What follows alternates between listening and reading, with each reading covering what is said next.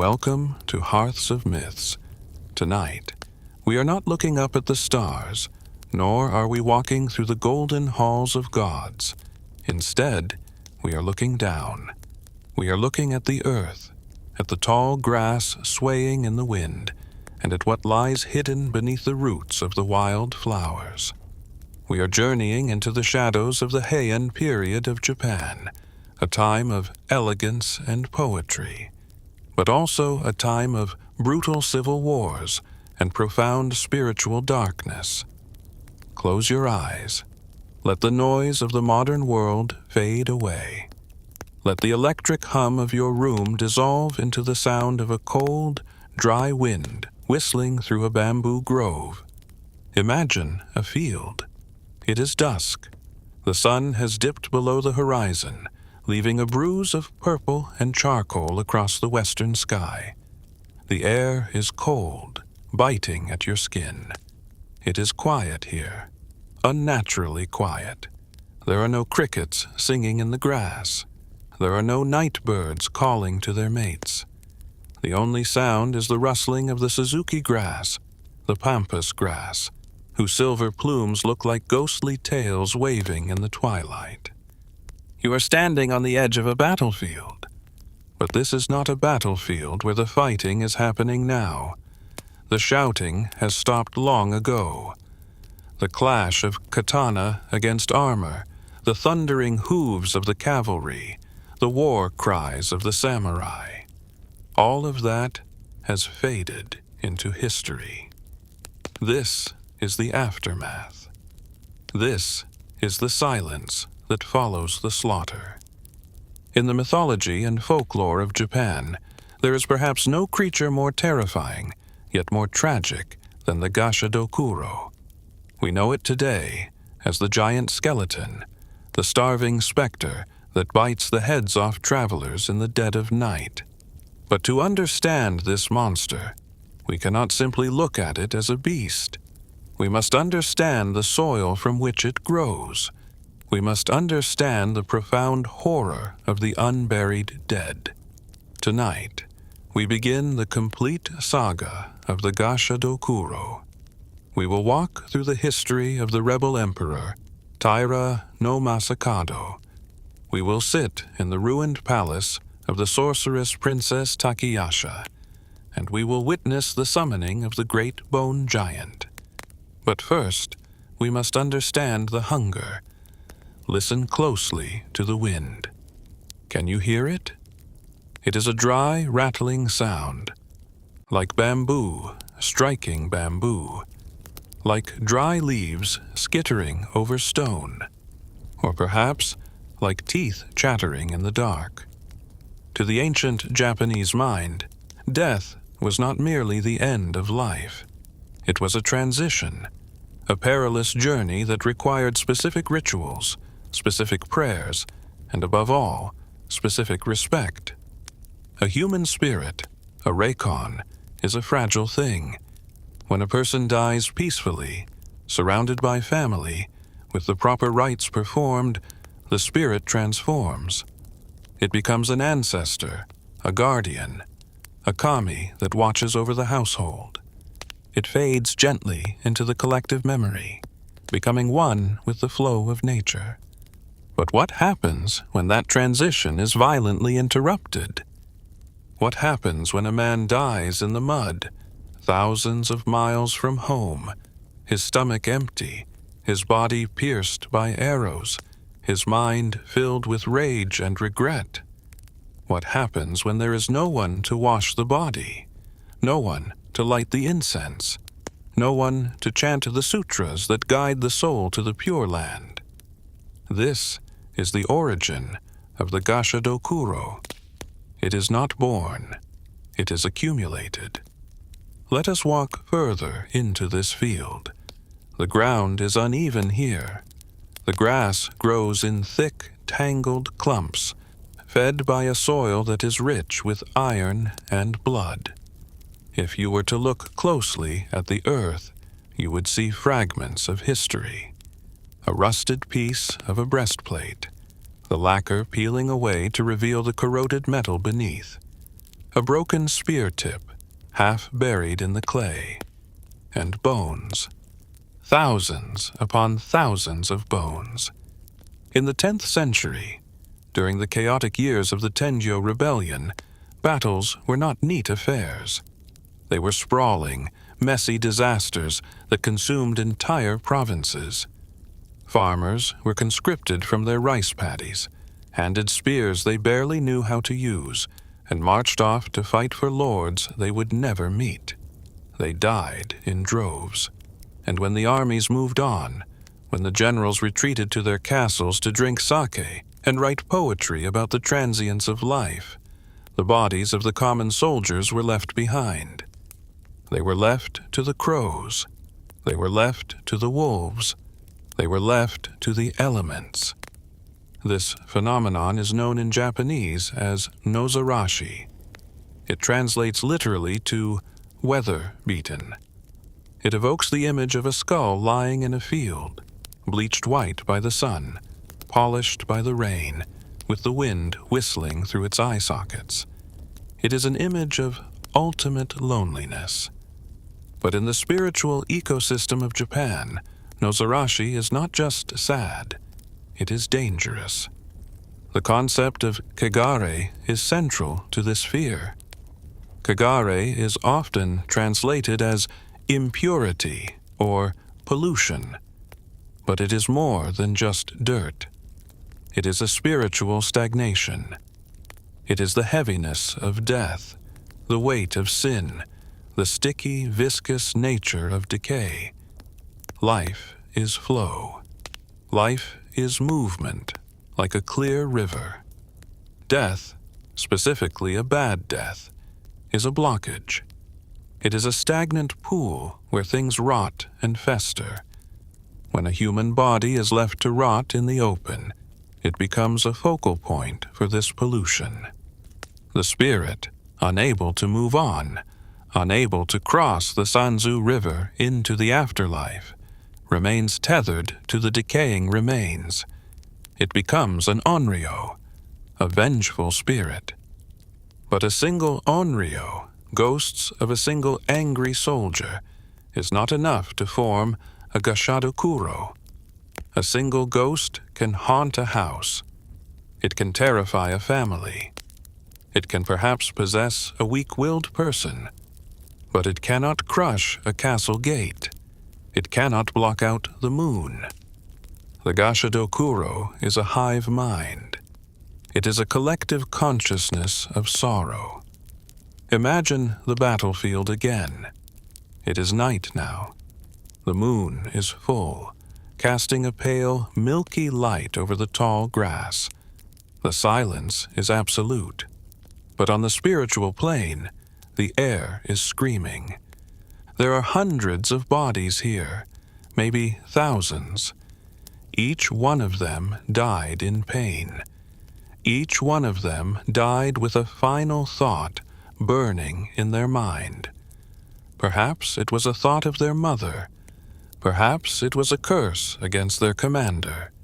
Perhaps it was simply the primal, animal panic of, "I do not want to die." These thoughts, these intense bursts of emotional energy, do not simply vanish. They hang in the air like a heavy mist. As the flesh rots away, as the individuality of the soldiers is stripped by the crows and the beetles, their spirits begin to blur.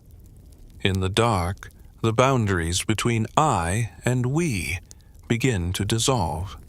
The soldier from the north who died of a spear thrust and the farmer from the south who died of starvation are no longer enemies. They are no longer strangers. They are victims. They are the abandoned. And in their abandonment, they find a terrible kind of unity. It begins slowly, a vibration in the earth.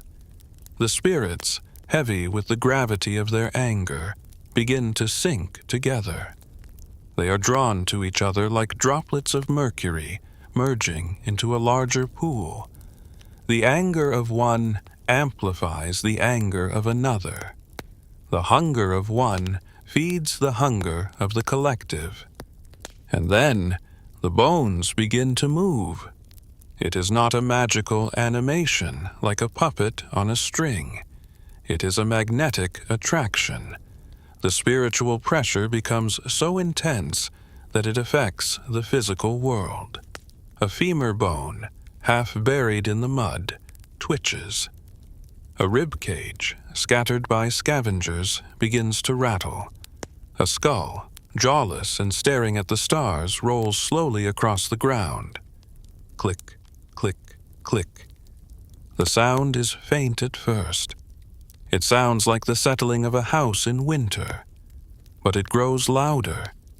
It is the sound of dry bone hitting dry bone. It is the sound of the dead rebuilding themselves.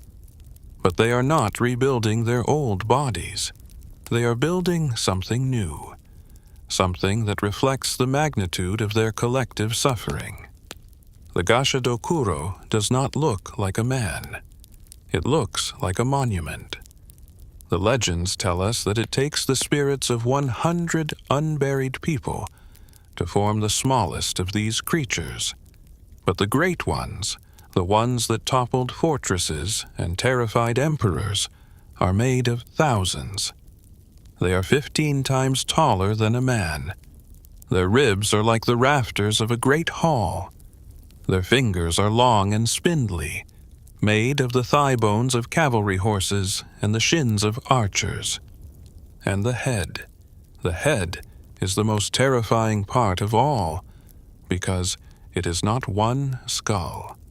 It is a mosaic. If you were to float up and look into the face of a Gashadokuro, you would see that its massive cranium is formed from hundreds of smaller skulls fused together by the spectral energy of Kagare. Hundreds of empty eye sockets staring out, hundreds of jaws screaming in unison. But what drives this mountain of bone? What is the engine of this impossible machine? It is hunger. Not the hunger for food as we know it. Not the desire for a bowl of rice or a piece of fish. This is a metaphysical hunger. It is the void left behind when life is ripped away prematurely. In Buddhism, which was deeply intertwined with Japanese folklore by the Heian period, there is a realm of existence known as Gakido, the way of the hungry ghosts. We will explore this realm in detail later, for it is crucial to understanding the creature's nature. But for now, know this. The soldiers who died on these fields were often starving before they were killed. Famine and war go hand in hand. They died with empty bellies. And that physical sensation of starvation has been preserved, amplified, and eternalized in their spiritual form. The Gashadokuro is a creature of pure want. It wants the life it was denied. It wants the warmth of the blood it lost. It wants to fill the hollow space inside its rib cage, a space where a heart should be, but where only the cold wind blows. This is why it attacks. It is not hunting for sustenance to survive. It is already dead. It is hunting to silence the pain. It sees a living human, a traveler walking on the road at night, warm and full of life force, and it feels an envy so potent it burns like acid. It wants to consume that life, to drink that warmth, hoping that for just 1 second the eternal cold will stop. But it never stops. That is the tragedy of the monster. It can eat 1,000 men, and it will still be just a pile of cold bones. It is a bucket with no bottom. The presence of a Gashadokuro is often heralded by a specific physical sensation. Before you see it, before you hear the rattling, you feel the weight. The air pressure drops. A ringing sound begins in your ears, a high-pitched whine known as miminari. This is the body's reaction to the immense spiritual pollution radiating from the creature. It is your soul screaming at you to run. But often, it is too late. The creature is surprisingly quiet for its size. You might think a giant made of bone would thunder like an earthquake when it walks. But the Gashadokuro is a spirit first, and a physical object second. It can drift. It can blend into the shadows of the trees. It can make itself invisible to the naked eye, appearing only as a patch of darkness that is blacker than the night around it. You are walking down the road. The ringing in your ears gets louder. You feel a cold hand grip your shoulder. But when you look, the hand is larger than your entire body. You look up, and there, blocking out the stars, is the face of the aftermath.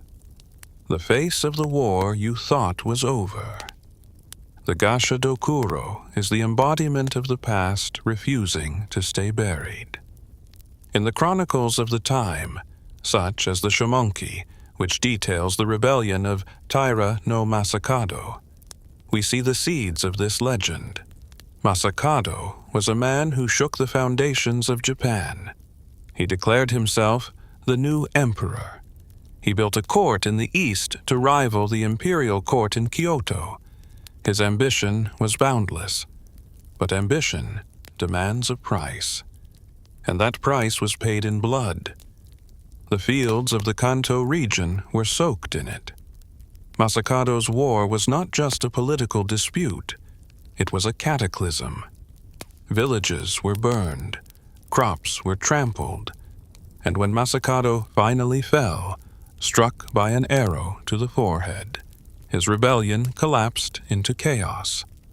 His followers were hunted down, his family was scattered, and the dead were left where they fell. It is said that the resentment, the grudge, the urami of Masakado's army was so great that it could not dissipate. The land itself became cursed. The rice grew bitter. The wells ran dry.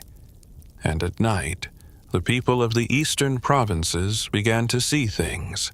They saw lights dancing over the old battlefields, the onibi, or demon fires.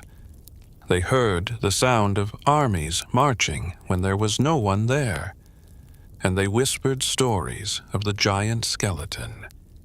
They said that the bones of Masakado's loyal retainers, unable to find rest while their lord's head was displayed as a trophy in Kyoto, had knit themselves together. They said that they were waiting for a signal, waiting for someone to lead them. This brings us to the most poignant and terrifying aspect of the legend: the connection between the mindless monster and the specific intent of a sorcerer. Usually, a Gashadokuro is a mindless force of nature, like a typhoon or a landslide. It destroys because it exists. It has no leader, no strategy. It just hungers. But the most famous story, the story depicted by the great artist Utagawa Kuniyoshi in his woodblock print Takiyasha, the Witch and the Skeleton Spectre, tells us something different. It suggests that this chaotic energy can be harnessed. It suggests that if the grief is deep enough and the hatred sharp enough, a human will can guide the mountain of bones. Princess Takiyasha, the daughter of the Rebel Emperor, did not accept her father's death. She did not accept the destruction of her clan. While the rest of the world moved on, while the historians wrote the Taira clan out of existence, she sat in the ruins of the Soma Palace. She sat among the weeds and the broken tiles. She sat among the Nozarashi.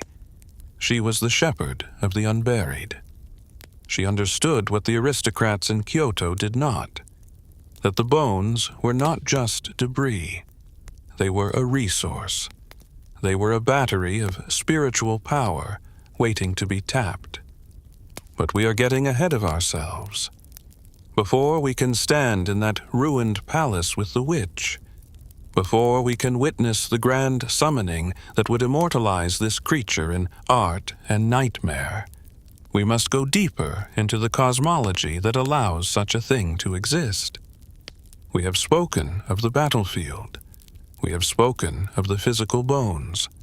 But to truly understand the Gashadokuro, we must leave the physical world behind for a moment. We must descend into the Buddhist hells. We must look at the architecture of suffering. We must look at the Gaki. Why is hunger the defining trait of the dead? Why not cold? Why not sorrow? Why is the mouth of the Gashadokuro always open, always biting? The answer lies in the 6 paths of reincarnation. It lies in the ancient scrolls of the Gaki Zoshi, which depict the realms of the suffering spirits. The Gashadokuro is, in essence, a great Gaki, an Odokuro. It is the king of the hungry ghosts, and its anatomy, its thin neck, its distended belly, its clacking teeth, is a direct reflection of the punishments detailed in the sutras. As we prepare to leave this battlefield, take one last look at the scene in your mind. The moon is high now. The wind has died down. The rattling sound has stopped for the moment. The bones are just bones again, lying white and silent in the grass. But you know now that the silence is a lie. You know that beneath the surface there is a pressure building. You know that the line between the living and the dead is thinner than the blade of a katana. And you know that if you listen closely enough, you can still hear the echo of 1,000 empty stomachs growling in the dark. The battlefield is a womb, and the thing growing inside it is nearly ready to be born. The bones are gathered. The structure is built. Now, we must understand the soul that inhabits it.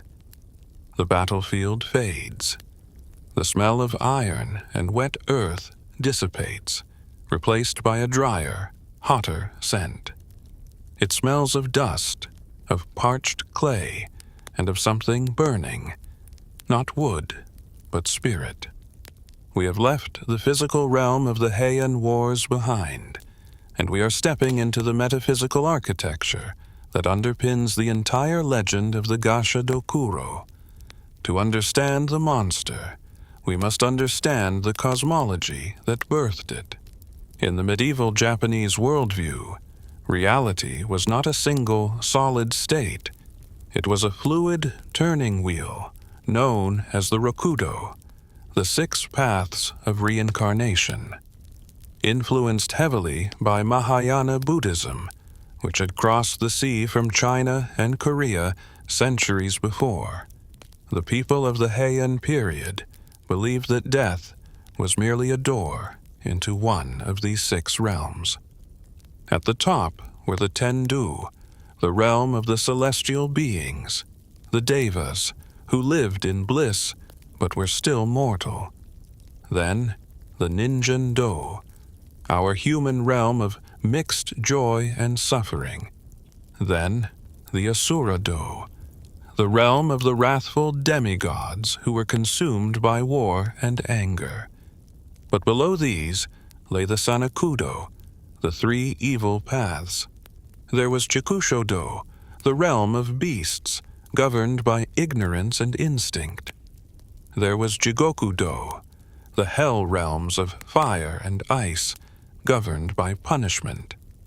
And sandwiched between them, in a state of specific, agonizing purgatory, was Gaki-do, the realm of the hungry ghosts. This is the spiritual ancestor of the Gashadokuro.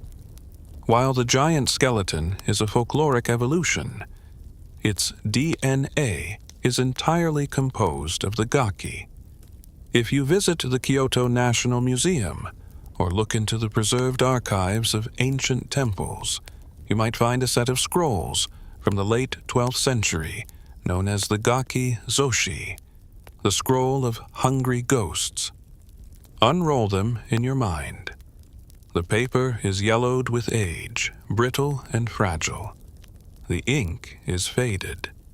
But the images are as terrifying today as they were 800 years ago. The artist depicts a world that looks disturbingly like our own, yet overlaid with a filter of despair. We see emaciated figures wandering through graveyards, lurking behind temples, and crouching in the shadows of latrines. These are the Gaki. They are the pretas of Sanskrit texts, the spirits of those who died with immense attachment, greed, or jealousy. Look at their anatomy. It is a caricature of starvation, a grotesque exaggeration of the very real famines that plagued medieval Japan. Their limbs are like twigs, barely able to support their own weight. Their skin hangs loose on their frames, gray and sallow. Their bellies are enormously distended, swollen like balloons, filled with gas and the phantom pains of malnutrition. But the most horrifying detail is the neck. The neck of a Gaki is described in the sutras as being as thin as a needle. Imagine the torture of this physiology. They have a stomach the size of a barrel, screaming for sustenance, but a throat so narrow that not even a single grain of rice can pass through it without excruciating pain. They are creatures designed to want, but physically incapable of receiving. This is the central horror of the Gashadokuro myth. It is not just a monster that eats people. It is a monster that cannot be fed. Therefore, they fell into the realm of hunger. The Shobo Nenjo Kyo, the Sutra of the Remembrance of the True Law, catalogs 36 different types of these hungry ghosts. It is a taxonomy of suffering. There are the Jiki Ketsu Gaki, who can only eat blood.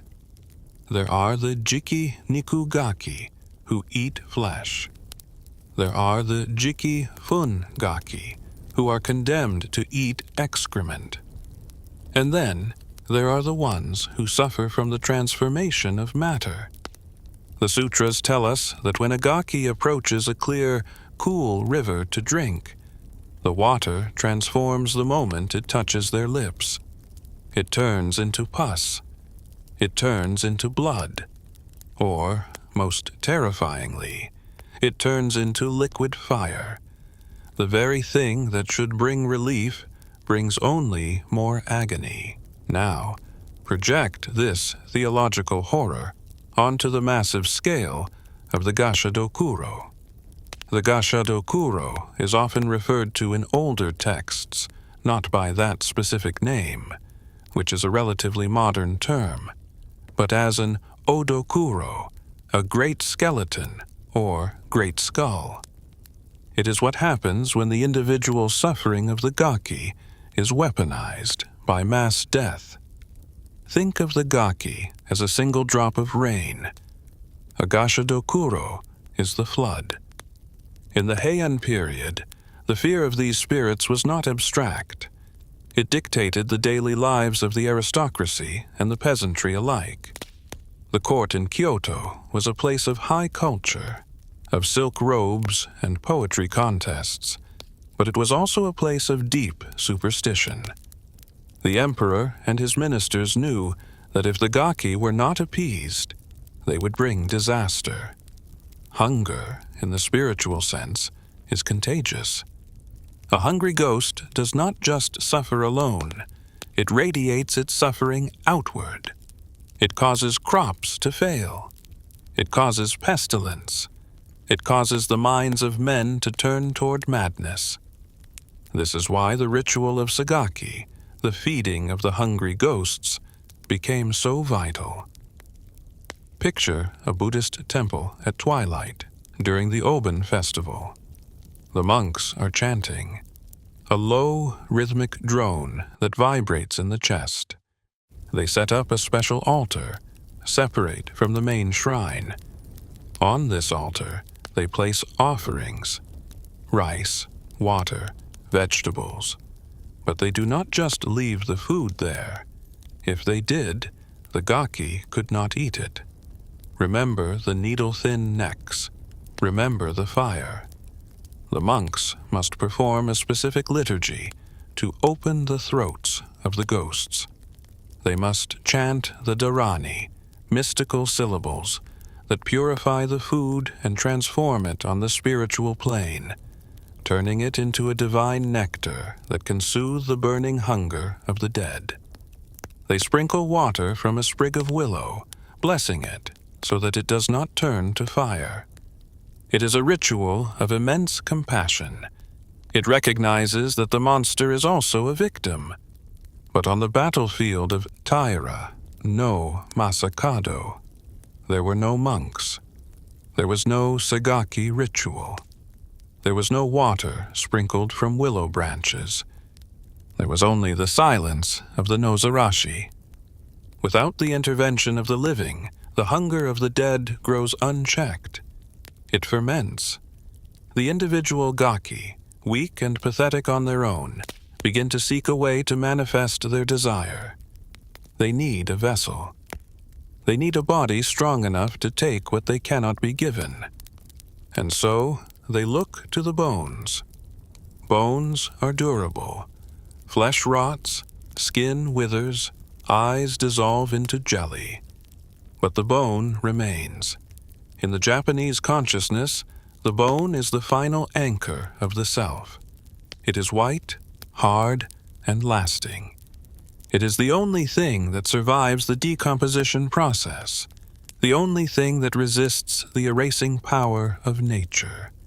For the spirits trapped in Gaki-do, the scattered bones of the battlefield offer a solution. They cannot grow new flesh. That is the privilege of the living. But they can animate the calcium. They can stitch together the femurs and ribs and skulls into a lattice of hatred. The Gashadokuro is therefore a hermit crab of the spiritual world.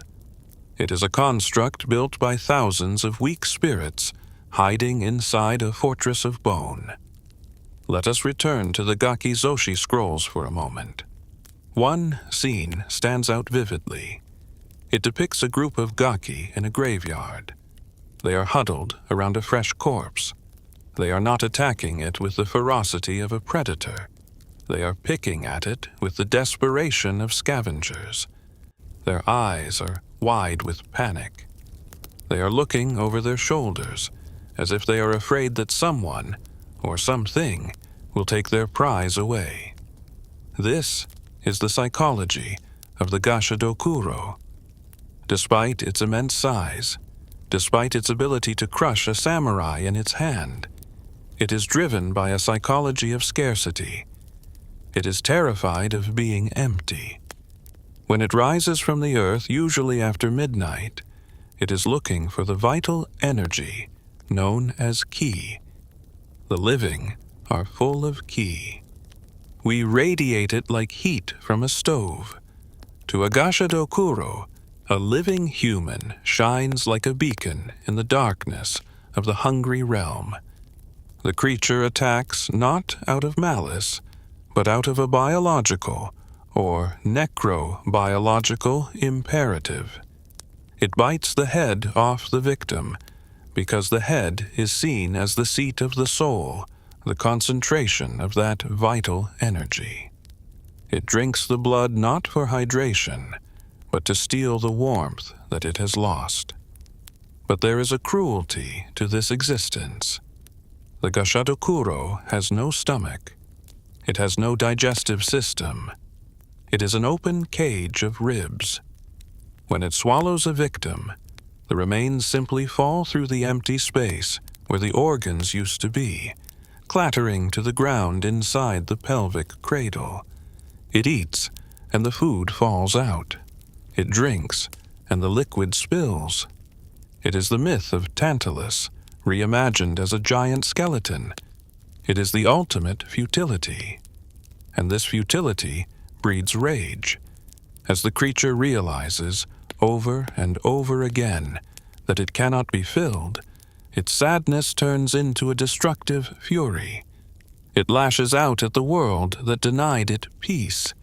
It destroys villages, crushes forests, and hunts anyone foolish enough to be out after dark.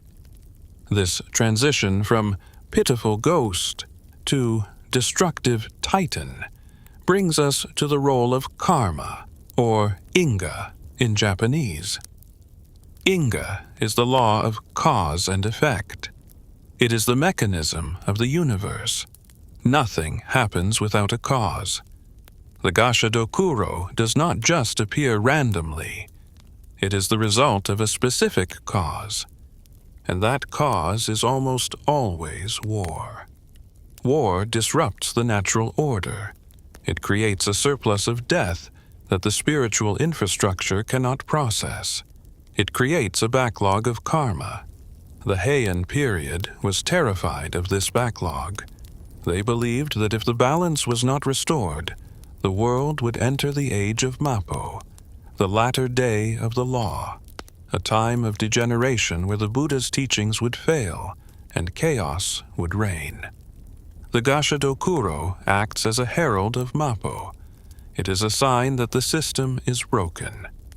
In the folklore, there are ways to ward off these spirits, which we will discuss in the final chapter. But in the moment of their rising, there is very little a human can do. The spiritual pressure they exert, the heavy atmosphere we spoke of, is a manifestation of their collective attachment to the world. They are heavy because they are burdened. Now, imagine a specific soul entering this ecosystem of hunger.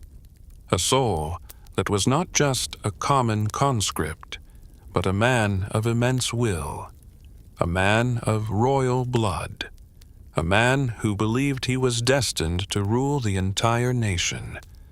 When a common soldier dies and becomes a Gaki, he is a small, pathetic thing.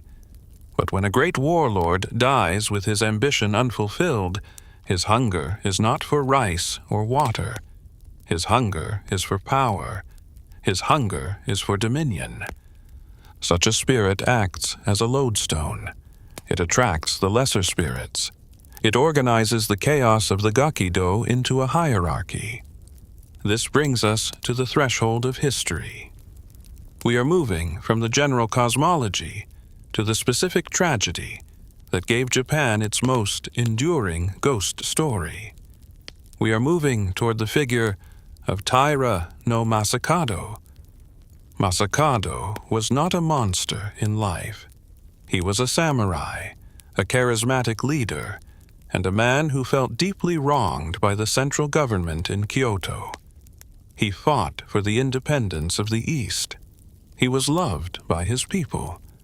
But the manner of his death, beheaded, with his head carried to the capital and put on display, created a spiritual wound that could not heal. His head did not rot like a normal head. The legends say it remained fresh for months. Its eyes remained open. It ground its teeth. It shouted at the guards who watched over it. It shouted, "Where is my body? Bring me my body." This shouting was the call that the Gaki of the Kanto region had been waiting for. It was the command that would eventually lead to the summoning of the Gashadokuro. The hunger for the body became the driving force of the legend. Masakado's head wanted to be reunited with his limbs, and the thousands of soldiers who died for him, who were now starving ghosts in the ether, wanted to serve their lord one last time. The stage is set. We have the bones in the field. We have the hungry spirits in the void. We have the mechanism of karma that demands a reckoning. All that is missing is the catalyst, the spark that ignites the fire. That spark is the rebellion of Tengyo. We will witness the life of the man who would become the monster. For before the Gashadokuro could rise as a giant of bone, Taira no Masakado had to fall as a giant of men. The hunger is waiting, and history is about to feed it. The smell of incense fades.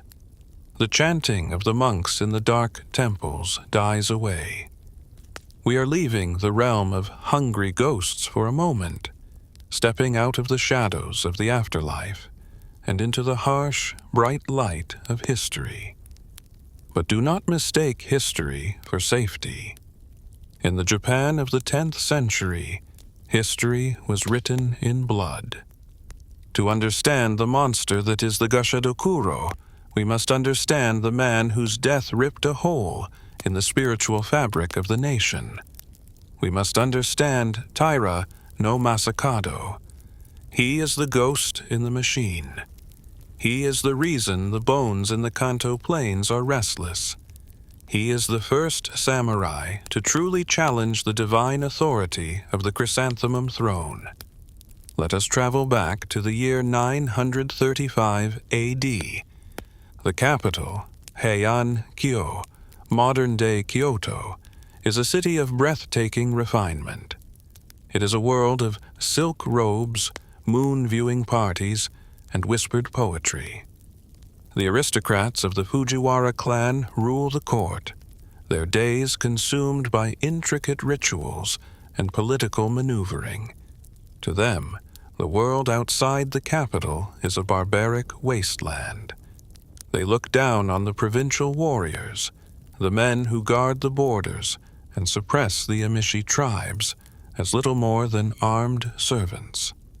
But in the east, in the rugged Kanto plains where the wind blows hard from the Pacific, a new power is rising, the Taira clan. Masakado was born into this world of duality. He was of noble blood, a descendant of Emperor Kamu, yet he was a man of the earth. He did not smell of perfume. He smelled of horse sweat and iron. He was a warrior of the Bando, the East. His story begins not with grand treason, but with a family squabble. It is a tragedy of errors, a cascading series of misunderstandings over land rights and marriage arrangements that spiraled out of control. It started with a dispute with his uncle, Taira no Kunika, a minor skirmish, an ambush in the tall grass. But fire, once lit, does not care about boundaries. Masakado proved to be a terrifyingly effective general. He moved with a speed that the sluggish imperial armies could not match. He won battle after battle, and with every victory, the local governors, corrupt, lazy officials sent from Kyoto to tax the peasantry, fled in terror. The people of the East looked at Masakado and saw something dangerous. They saw a savior. They saw a man who could protect them from the heavy taxes and the indifference of the capital. They began to call him General, then Lord. And finally, in a moment of supreme hubris that would echo through the centuries, Masakado listened to the whispers of a shaman. The Shomonki, the Chronicle of Masakado, tells us of this pivotal moment. It was a cold day. Masakado was holding court in his provincial headquarters. A woman, possessed by the spirit of the great Hachiman Bodhisattva, the god of war, fell into a trance. She spoke with a voice that was not her own. She declared that Masakado was chosen by heaven to rule. He took the title Shino, the new emperor. This was unthinkable. For thousands of years, the emperor in Kyoto was seen as a living god, a direct descendant of Amaterasu, the sun goddess. There could be only one sun in the sky. To declare oneself a new emperor was not just rebellion, it was blasphemy. It was an assault on the cosmic order. Masakado built a new capital in Sashima. He appointed his own ministers. He created a mirror image of the Kyoto court in the Wild East. He was building a new world. But the old world struck back. In Kyoto, the court was in a panic.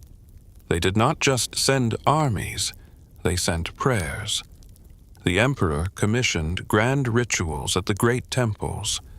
They prayed to Fudomayu, the immovable wisdom king, to burn away the rebels' karma.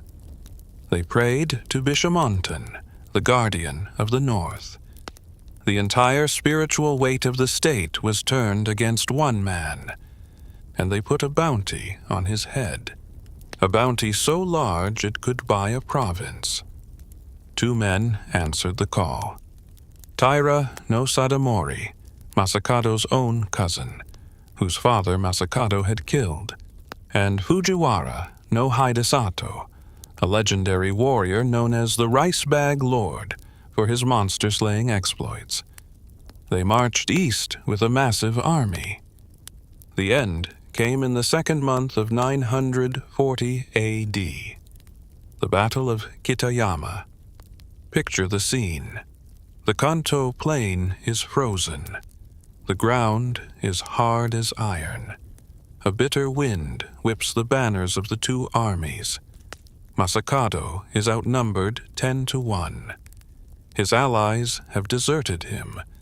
His new imperial court is burning. He has only 400 loyal elite cavalry left. But Masakado does not flee. He is the tiger of the East. He rides out to meet them. The Chronicle describes him as a demon of war. He wears heavy armor laced with red cord. He wields a massive bow. He charges into the center of the enemy lines, his horse kicking up clods of frozen earth. Arrows fly like a swarm of angry wasps. The air is filled with the screams of men and horses. For a moment, it seems he might win. His ferocity is supernatural. The enemy soldiers are terrified of him. They break and run before his charge. He is pushing them back, carving a path toward the enemy commanders. But then, the wind changes. The legends say that the prayers in Kyoto reached the ears of the gods. A sudden gale blew up, driving dust and grit into the eyes of Masakado and his men. His horse stumbled. He raised his hand to shield his eyes from the sun, and in that split second of vulnerability, an arrow flew. It was a stray shot, perhaps guided by the hand of Hidesato, perhaps guided by the wind of karma. It struck Masakado squarely in the center of his forehead, right between the eyes. The new emperor fell. Silence descended on the battlefield of Kitayama. The tiger was dead. The rebellion was over. The soldiers of the imperial army cheered, a sound that rolled across the plains like thunder. They rushed forward to claim the prize. Hidesato dismounted. He drew his sword. With a single, clean stroke, he severed the head of Taira no Masakado. But the story does not end with the execution. In fact, this is where the history ends and the horror begins. The head was washed. It was packed in salt. It was placed in a wooden box and carried all the way to Kyoto. It was a journey of weeks. When it arrived, it was displayed on a pike at the riverbed of the Kamo River, in the dreaded execution grounds of the East Market. It was meant to be a warning. "Look," the nobles said, "this is what happens to traitors." But the people of Kyoto soon noticed something wrong. It was midsummer. The heat was oppressive. Flies buzzed thick in the humid air. Other heads on display rotted within days, their features melting into unrecognizable masks of decay. But Masakado's head remained fresh. His skin did not gray. His eyes did not close. His expression did not slacken. He looked exactly as he did the moment the arrow struck him, furious, intense, and alive. Night after night, the guards reported hearing sounds coming from the pike, a low growl, the grinding of teeth, and sometimes a voice, a deep, resonant voice that echoed off the stone walls of the riverbank. "My body," the head would say. "Where is my body? Come, attach my head and let us fight again." The terror in the capital grew. The new emperor was refusing to die. He was becoming an onryo, a vengeful spirit of the highest order. The spiritual pollution, the kagare we spoke of earlier, was concentrating in that severed head. And then, on the third night of the display, the impossible happened. A storm broke over Kyoto. Lightning struck the execution grounds. The sky turned a bruised purple. Witnesses claimed they saw a ball of fire descend from the clouds and engulf the pike. When the flash blinded them, they heard a roar, not of thunder, but of a man, a terrible, defiant laugh. When their vision cleared, the pike was empty. The head of Masakado had launched itself into the air. Fueled by pure rage and the longing for his homeland, it flew. It streaked across the night sky like a comet, trailing white fire, heading east, heading back to the Kanto plains, back to his body. Imagine looking up at the sky in the year 940 and seeing a human head, teeth bared, flying over the mountains. It passed over villages, over forests, over the Great Lakes, searching. It eventually landed in a small fishing village called Shibasaki, which is now the Otomachi district of modern-day Tokyo. The villagers, terrified, found the head.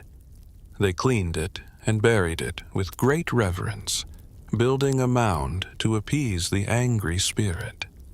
This is the Masakado no Kubizuka, the head mound, which still stands today between gleaming skyscrapers, a place that even modern construction companies are afraid to touch.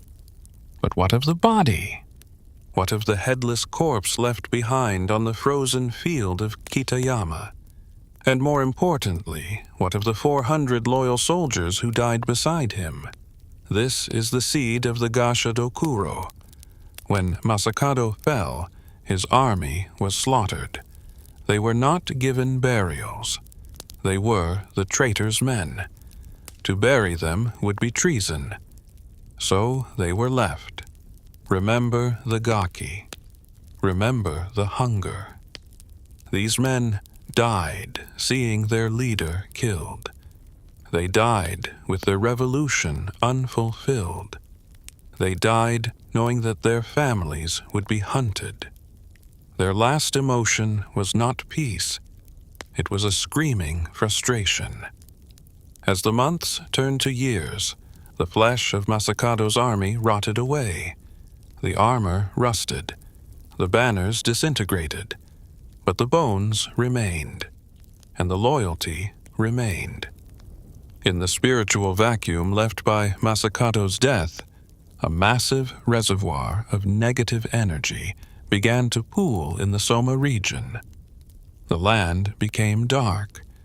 The sun seemed dimmer there. The birds avoided the old palace grounds. Masakado's spirit was too strong to simply vanish. Even separated, head in Tokyo, body in Ibaraki, his will acted as a beacon. It was a signal fire in the underworld, calling out to his retainers. "Wait," it whispered to the bones. "Wait for the blood of my blood." And there was one who heard the call. Masakado had children. Most were killed or executed, but one daughter survived.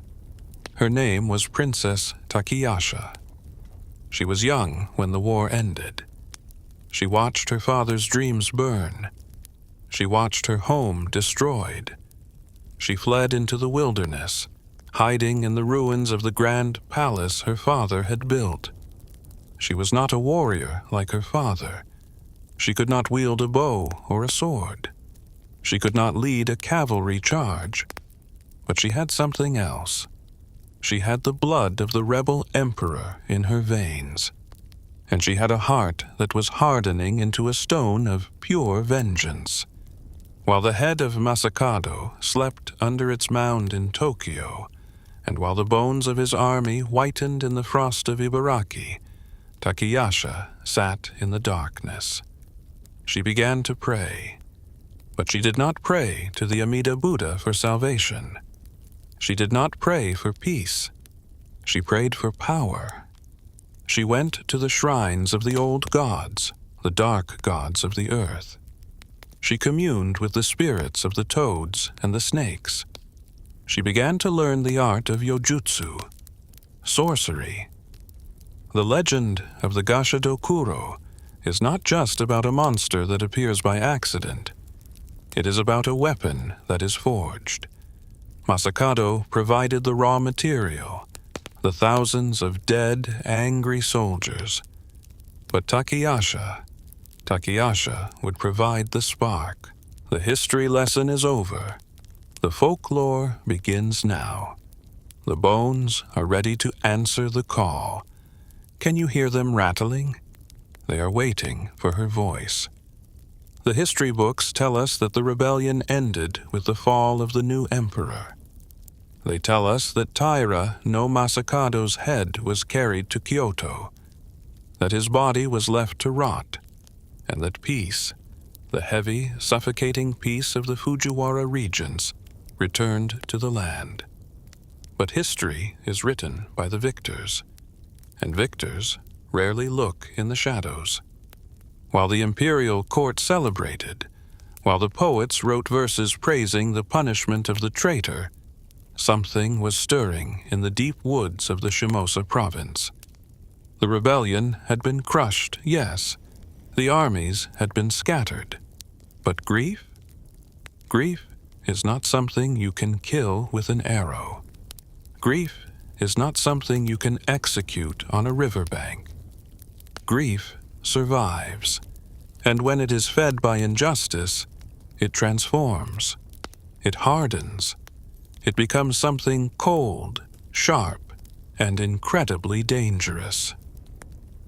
Welcome to the ruins of Soma. Her name was Satsuki Hime, but history remembers her by a different name, a name that whispers of waterfalls and night demons. Princess Takiyasha. Imagine the Soma Palace as it stands a few years after Masakado's death. It was once the center of his new imperial court, a bustling hub of warriors, diplomats, and ambition. Now, it is a ghost town. The roof tiles, once gleaming, are broken and scattered in the tall grass. The wooden pillars are scorched black from the fires set by the imperial troops. Vines, thick, strangling kudzu vines, have climbed the walls, reclaiming the works of man for the forest. It is a place where the wind sounds like weeping. Satsuki Hime returned here alone. Her brothers were dead or in hiding. Her mother was gone.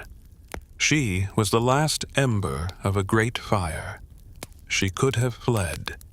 She could have changed her name, married a minor noble in a distant province, and lived a quiet life of obscurity. But she was her father's daughter. The blood of the Taira flowed in her veins, thick, stubborn, and proud. She chose to stay in the ruins. She made her home in the few standing rooms of the old palace. She lived like a hermit, surviving on wild roots and the charity of the few loyal peasants who still remembered the kindness of her father. But she did not stay to mourn. She stayed to work.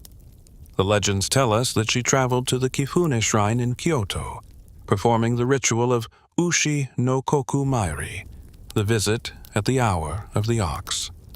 Night after night, she prayed for the power to avenge her clan, but the gods of Kyoto were silent.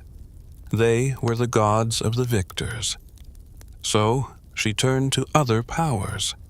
She turned to the spirits of the earth. In the folklore of the Kanto region, particularly around Mount Tsukuba, there are stories of the Gama, the giant toads.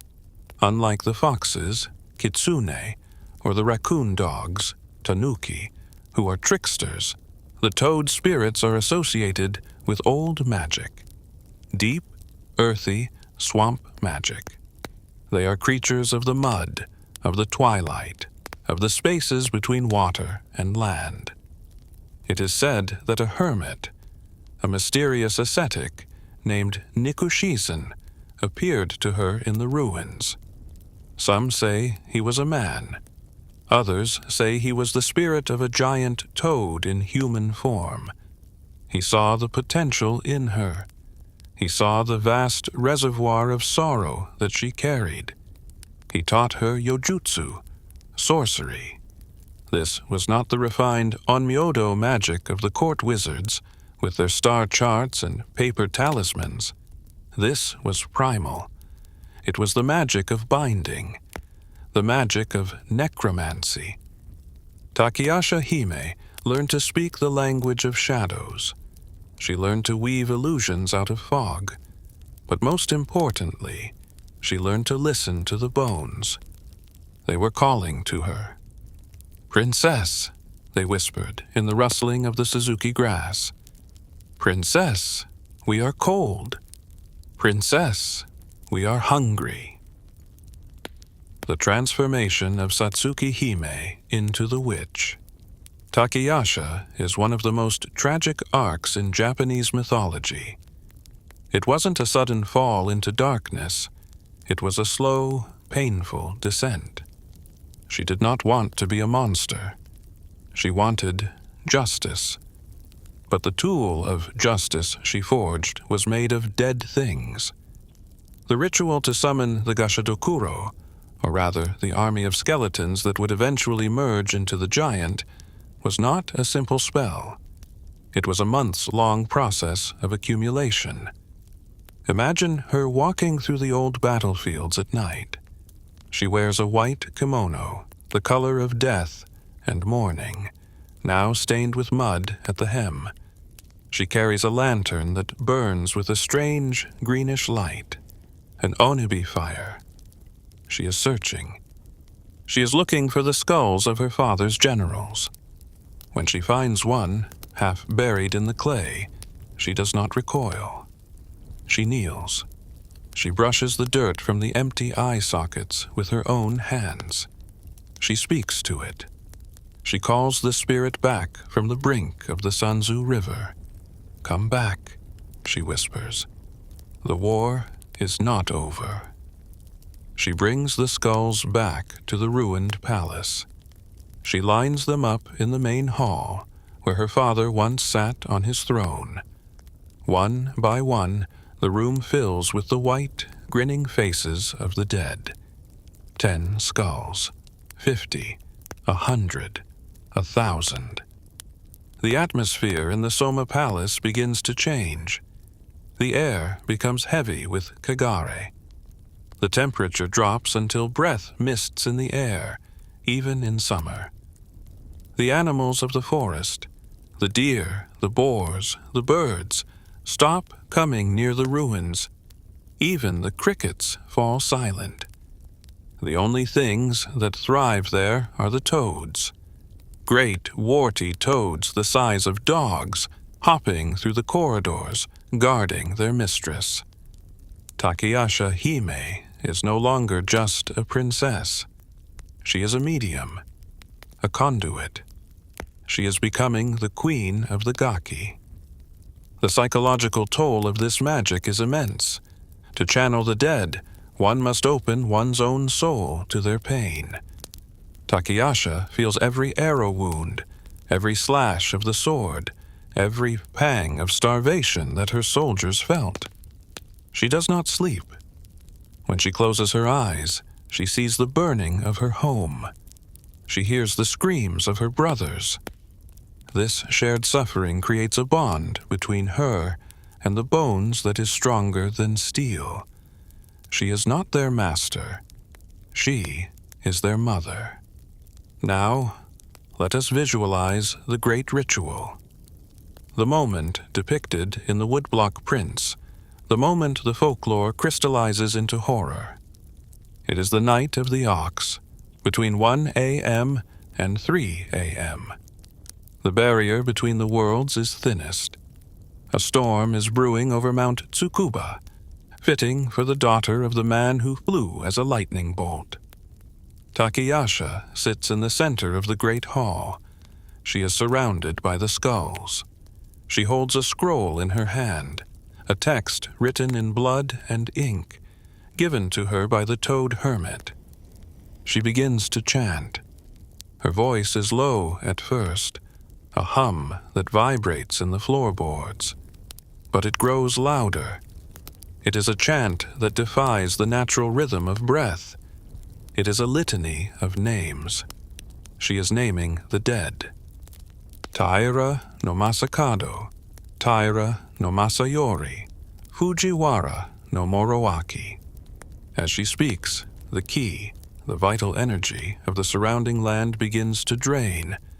The grass outside withers and turns black. The trees shed their leaves in an instant. She is pulling the life force from the earth to feed the hunger of the bones. Inside the hall, the rattling begins. Gachi, gachi, gachi. At first, it is just a tremor. A skull vibrates on the floor. A rib cage shudders. But then, the movement becomes purposeful. The magic of Takiyasha is not just animating individual skeletons. She is weaving them together. This is the crucial difference between a standard necromancer and the creator of the Gashadokuro. She understands that a single skeleton is weak. A single skeleton can be smashed with a club, but 1,000 skeletons. 1,000 skeletons acting as one. That is a force of nature. The bones begin to slide across the floor. They pile up. They lock together. Femurs snap into place to form massive trunk-like legs. Ribs interlock to create a cage large enough to hold a house. Skulls fuse together, biting into each other's bone, forming a massive, domed head that scrapes the ceiling beams. The sound is deafening. It is the sound of a landslide made of calcium, and rising from this chaotic pile is the avatar of the rebellion. In the famous print by Utagawa Kuniyoshi, we see this moment frozen in time. We see Takiyasha Hime standing defiantly, holding her scroll, and looming behind her, tearing through the blinds of the ruined palace, is the Gashadokuro. But in the narrative of the ritual, it is more fluid. The giant is not fully solid yet. It is shifting, reforming. It is a cloud of bone held together by the green fire of Takiyasha's will. She looks up at her creation. She does not see a monster. She sees her father's army. She sees the only thing that can protect her from the world that wants her dead.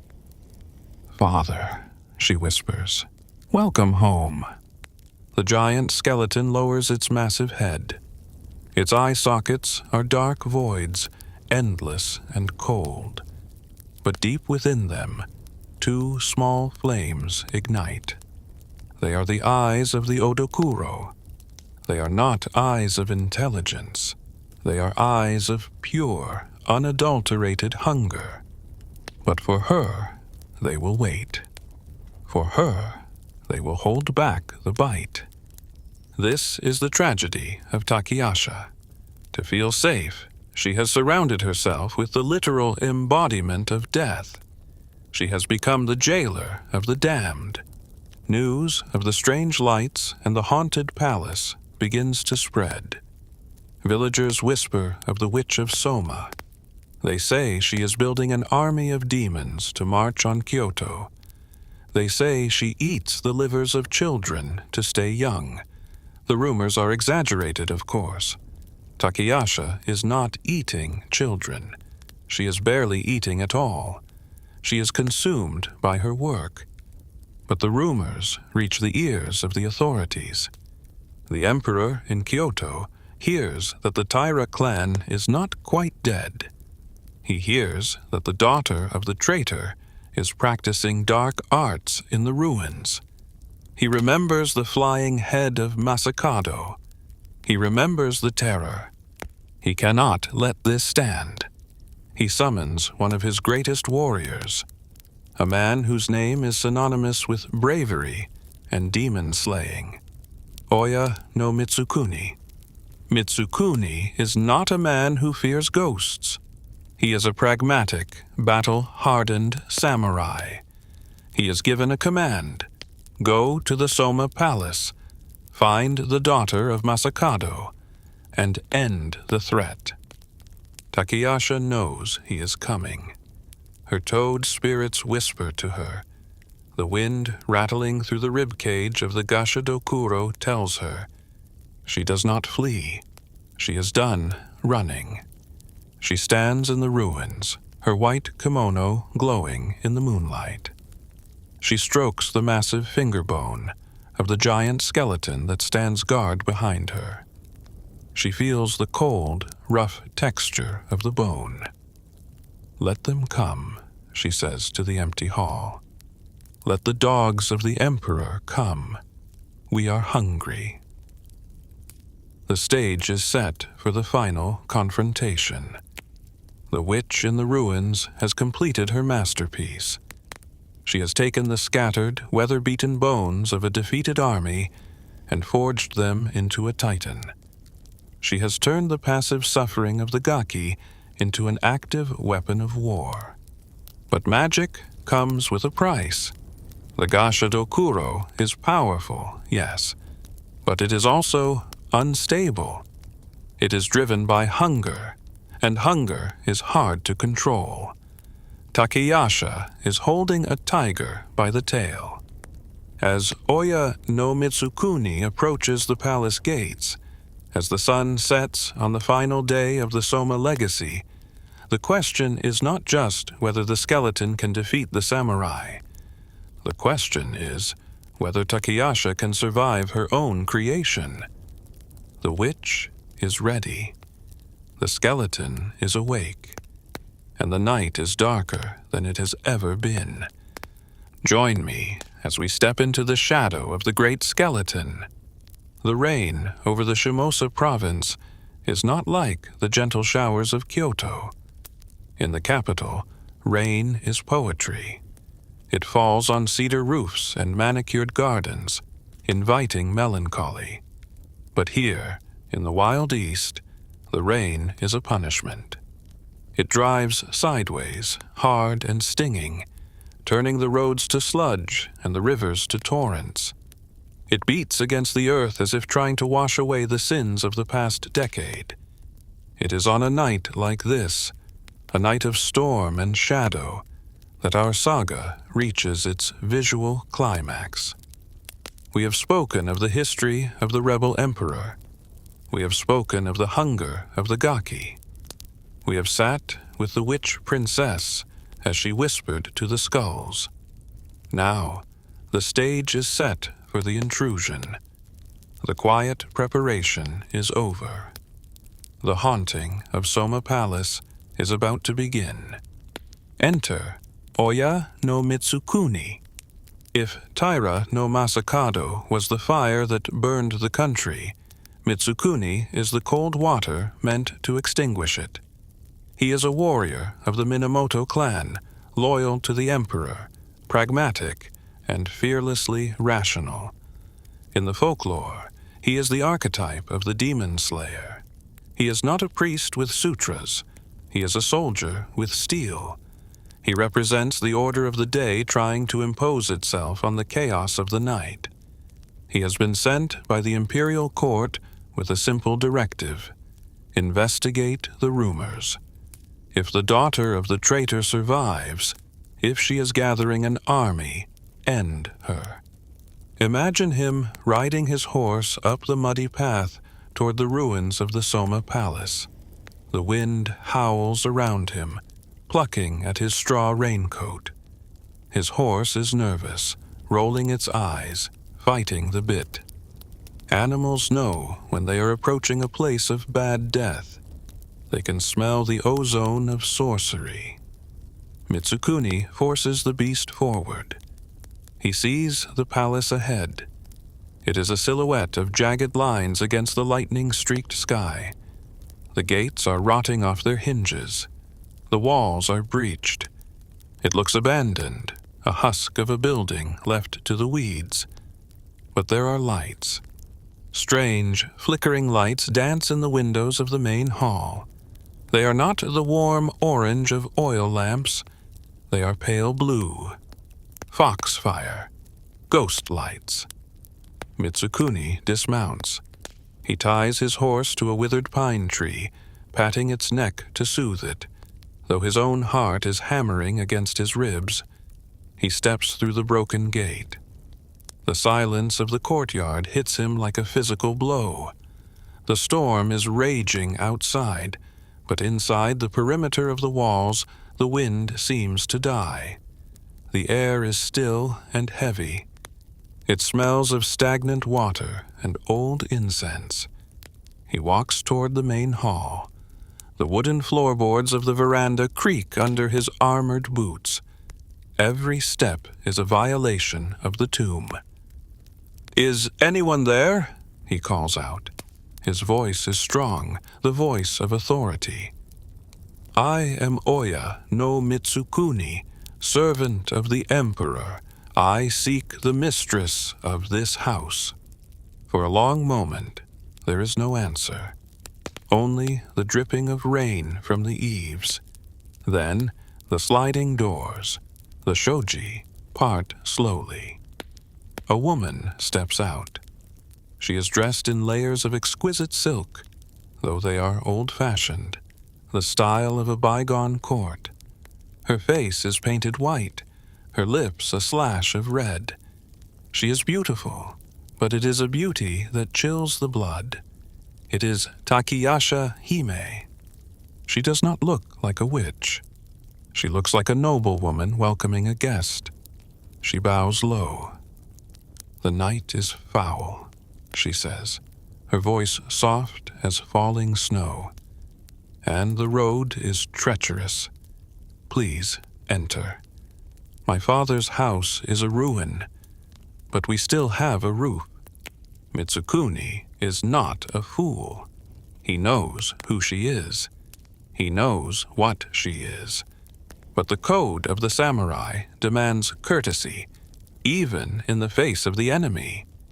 He enters. The interior of the hall is vast and shadowy. Shadows seem to pool in the corners, moving even when there is no light to cast them. Takiyasha leads him to a cushion. She offers him sake. This is the beginning of the psychological duel. It is a game of cat and mouse, but it is unclear who is the cat. Takiyasha wants him to leave. She tries to frighten him with subtle illusions. As Mitsukuni lifts the sake cup to his lips, he notices that the reflection in the liquid is not his own face. It is the face of a skull. He pauses. He looks at her. She is smiling behind her fan. "The wine is old," she whispers. "It plays tricks on the eyes." Mitsukuni drinks it in one gulp. "I have seen many tricks," he says, slamming the cup down. "I am not afraid of reflections." The tension escalates. The shadows in the room begin to take form. The toad spirits, her familiars, begin to manifest. They are not the giant monsters of later legend yet. They are shadows scuttling along the beams of the ceiling. The air grows colder. Mitsukuni places his hand on the hilt of his sword. "Enough games, princess. I know you are gathering rebels. I know you are practicing the forbidden arts. Surrender, and I will make your end swift." Takiyasha's smile vanishes. The mask of the noblewoman drops. The face of the avenger is revealed. "Rebels," she hisses. "There are no rebels here, samurai. Only the loyal, only the faithful who have waited 10 long years for justice." She stands up. The room begins to shake. "You want to see my army? You want to see the forces of the Taira?" This is the moment, immortalized by Utagawa Kuniyoshi in his famous woodblock print, Takiyasha, the Witch, and the Skeleton Spectre. If you have ever seen an image of a giant skeleton peering over a balcony, this is the scene. But a print is a static image. A story is a living thing. Let us animate that masterpiece. Mitsukuni stands his ground. The floorboards are groaning. The very structure of the palace seems to be warping, twisting like a living organism in pain. Behind Takiyasha, at the far end of the hall, there hang great blinds made of bamboo, the misu. They are meant to separate the inner sanctum from the outer audience chamber.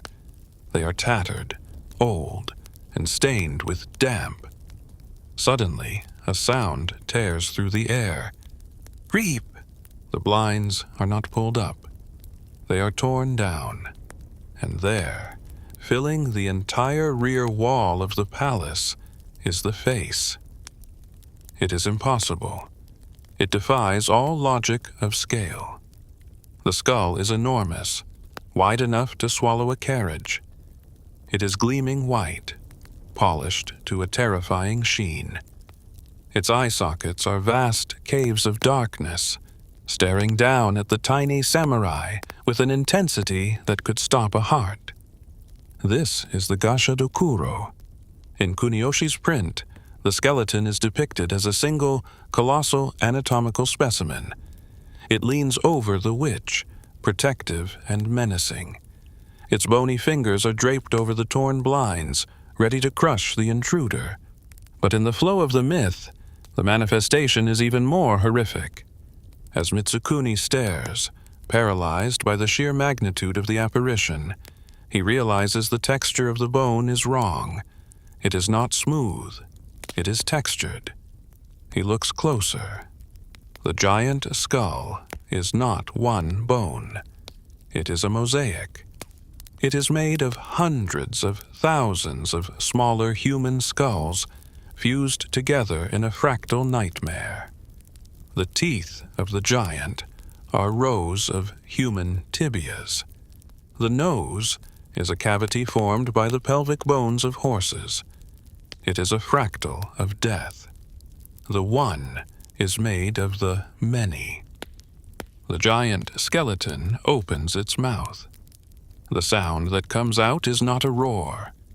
It is the sound of 1,000 men screaming in unison. It is the death rattle of the entire Tengyo rebellion echoing across time. Gaki! The sound wave hits Mitsukuni like a physical punch. He staggers back. His hand grips his sword, but what use is steel against a mountain? Takiyasha laughs. It is a high, wild sound that merges with the groaning of the skeleton. "Behold!" she cries. "Behold the new emperor! Behold the true face of your victory!" The giant hand, a cage of ribs and femurs, reaches down. It smashes through the roof of the palace. Splinters of wood and tile rain down on Mitsukuni. He rolls, dodging the impact by a hair's breadth. The hand crashes into the floor where he stood a second ago, obliterating the tatami mats, punching a hole straight through to the earth foundation. Mitsukuni is a warrior of the Heian period. He believes in honor. He believes in courage. But he is fighting a nightmare. He draws his sword. The blade, forged by a master smith, glints in the pale blue ghost light. He slashes at the giant fingers. The sword bounces off. The bone is harder than iron. It has been tempered in the fires of hell. The Gashadokuro is not just strong. It is surrounded by a field of despair. As Mitsukuni fights, he feels his strength draining away. He feels a crushing weight on his chest. It is the sorrow of the soldiers. Why fight? Why struggle? Why not just lie down and die like we did? The voice of the skeleton is in his head. Join us. Join us. We are so cold. Mitsukuni falls to one knee. He is gasping for air. The giant skull lowers itself until it is inches from his face. He can smell the grave dust. He can see the darkness inside the nose cavity. He is about to be eaten. He is about to be added to the collection. But Mitsukuni remembers who he is. He remembers his duty.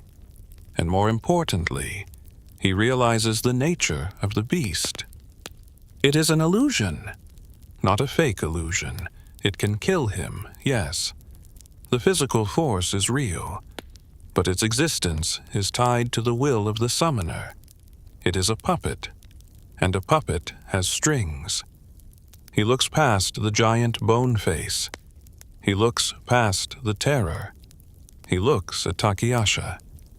She is standing in the center of the chaos, her eyes closed, her hands raised, chanting. She is the anchor. She is the battery. The skeleton is just the projection of her grief. You are not fighting a monster, Mitsukuni tells himself, gripping his sword with both hands. You are fighting a memory. He stands up. He screams. A kiai, a spirit shout that channels all his life force. I do not fear the dead, he roars, for the living own the earth. He ignores the giant hand sweeping toward him. He ignores the gnashing teeth. He charges, not at the skeleton, but at the princess. It is a gamble. If he is wrong, the skeleton will crush him into paste from behind. If he is right, he closes the distance. Takiyasha opens her eyes. She sees the samurai rushing at her, his blade raised. She falters. Her concentration breaks. The chant stumbles. In that microsecond of hesitation, the Gashadokuro flickers. The giant bone arm that was about to smash Mitsukuni's spine turns translucent. It passes through him like a cold wind. The massive skull shudders, its outline blurring like ink in water. Mitsukuni stops his blade inches from Takiyasha's neck. He does not strike. He does not need to. The spell is destabilized. The connection is severed. With a sound like a thunderclap, the Gashadokuro explodes. It does not explode into fire. It explodes into bones. The magical binding that held the thousands of pieces together fails. The giant form collapses into a chaotic avalanche of individual skulls, ribs, and femurs. The roof of the palace groans under the weight of the debris. The room is buried in a white flood of calcium. Silence returns to the Soma Palace. The storm outside is still raging, but the supernatural tempest has passed. Mitsukuni stands in the middle of the room, surrounded by piles of bones that reach his waist. He is breathing hard, sweat soaking his armor. Takiyasha Hime is on her knees. The scroll has fallen from her hands. she is weeping. Not the tears of a witch, but the tears of a daughter who has failed to protect her father's legacy. The Gashadokuro is gone, but it is not destroyed. The bones are just bones again, but the hunger remains. The energy that Takiyasha summoned has been dispersed, scattered back into the ley lines of Japan. Mitsukuni looks at the weeping princess. He sheathes his sword. He knows that the threat is neutralized. Without her focus, the army is just a pile of relics. "Go," he says quietly. "Leave this place. The dead belong to the earth. Do not disturb them again." Legend says Takiyasha Hime eventually took the veil, becoming a nun to pray for the souls of her father and his men. She spent the rest of her days trying to heal the wound she had opened. But the Gashadokuro, once summoned, cannot be fully unmade. The concept has been birthed into the world. The memory of the giant skeleton has etched itself into the collective unconscious of the land. Takiyasha proved it was possible. She proved that if enough people die in anger, and if the conditions are right, they can rise. She let the genie out of the bottle, or rather, she let the skeleton out of the grave. Mitsukuni leaves the palace. He rides back to Kyoto to report his victory. He tells the court that the rebellion is over. He tells them the witch is defeated. But he never forgets that face. He never forgets the moment the blinds tore open, and he looked into the eyes of 1,000 dead men. He knows that he survived not because he was stronger, but because the summoner blinked. And he knows, deep in his warrior's soul, that somewhere out there, in the lonely mountain passes and the forgotten battlefields, the bones are still waiting. They are still hungry. They are just waiting for the next war, the next famine, the next reason to knit themselves together. The specter of Soma Palace was the first Gashadokuro, but it would not be the last. As the myth moves from the specific legend of the Taira clan into the general folklore of the Edo period, the creature evolves. It stops being a weapon of a specific witch and becomes a wandering predator of the night. It becomes a cryptid, a yokai. We will examine the anatomy of terror. We will listen for the ringing in the ears. The palace is ruined. The princess is gone. But the monster is loose. The storm over the Soma Palace has passed. The weeping of Princess Takiyasha has faded into the mist of legend.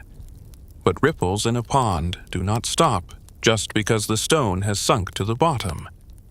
We are leaving the specific history of the Taira clan now.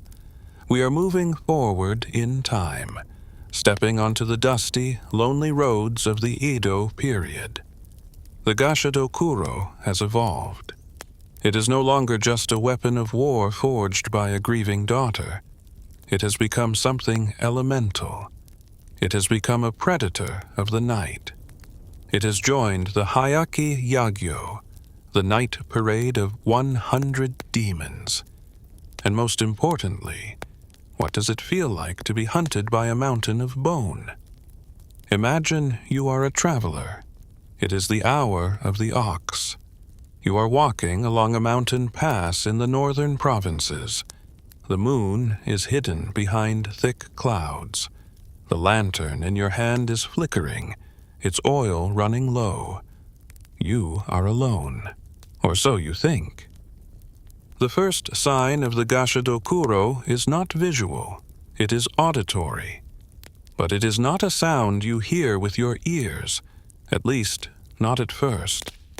It is a sound you feel in your teeth. It begins as a high-pitched ringing, miminari. In Japanese folklore, A sudden ringing in the ears is often interpreted as a spiritual omen.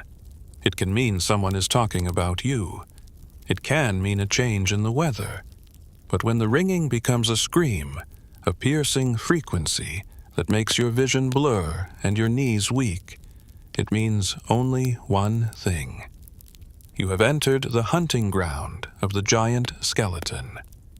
This phenomenon is the result of the immense spiritual pressure, the reiatsu, that the creature exudes. Remember, the Gashadokuro is a mass of negative energy. It is a black hole of karma.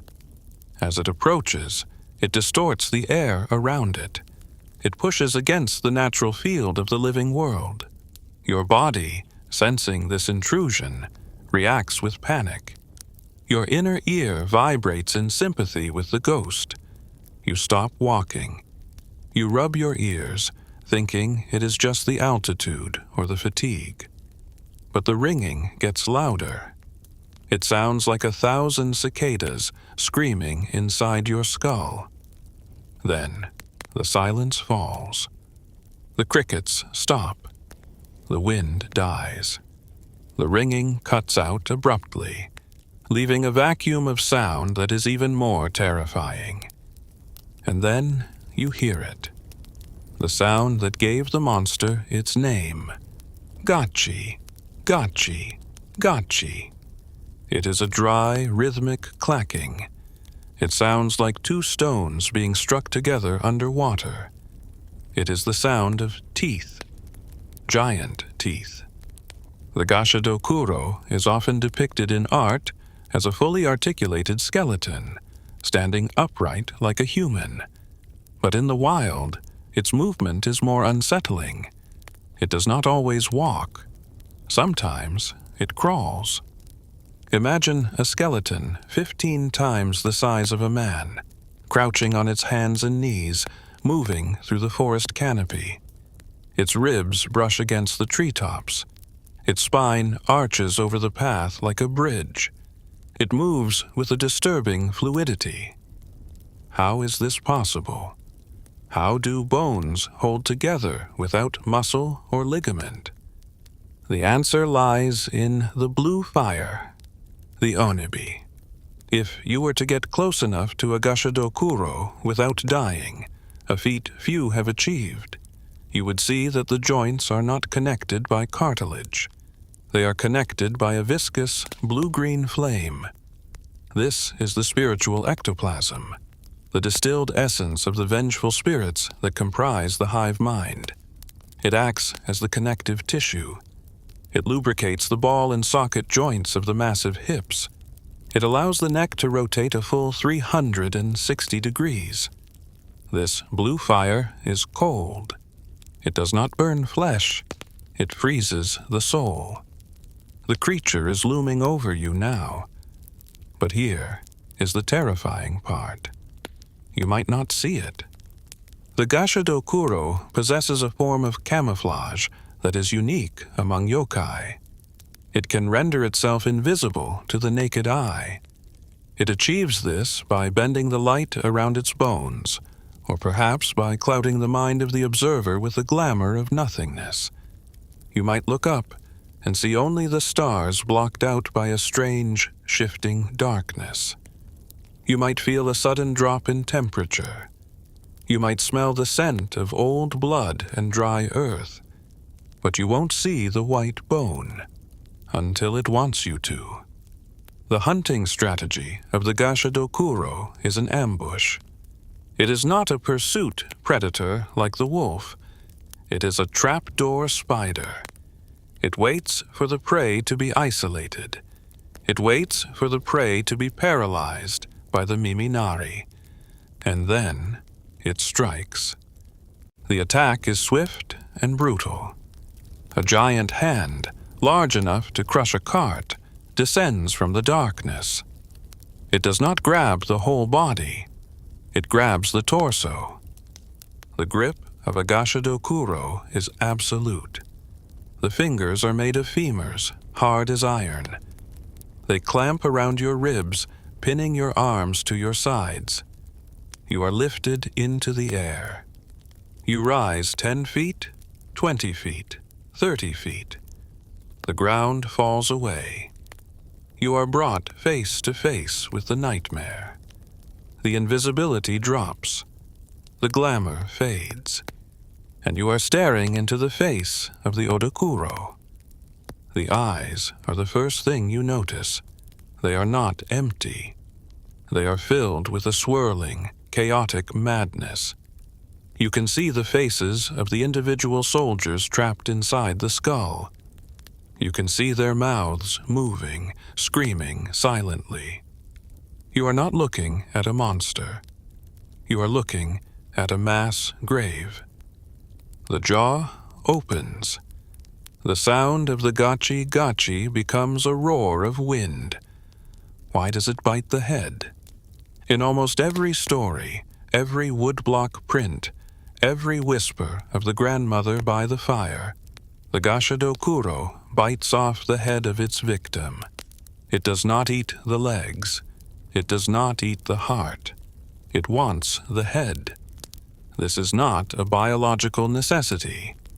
As we discussed, the creature has no stomach. Anything it swallows simply falls out of its rib cage. So why the head?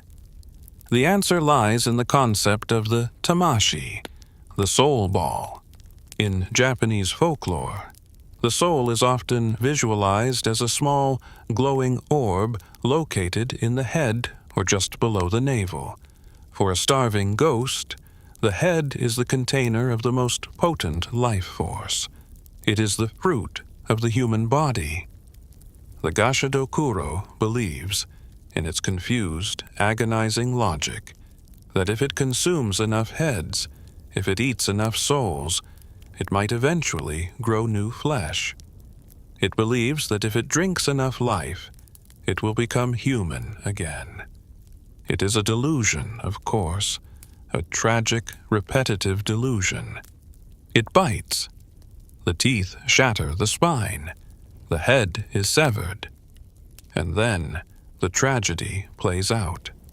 The creature swallows.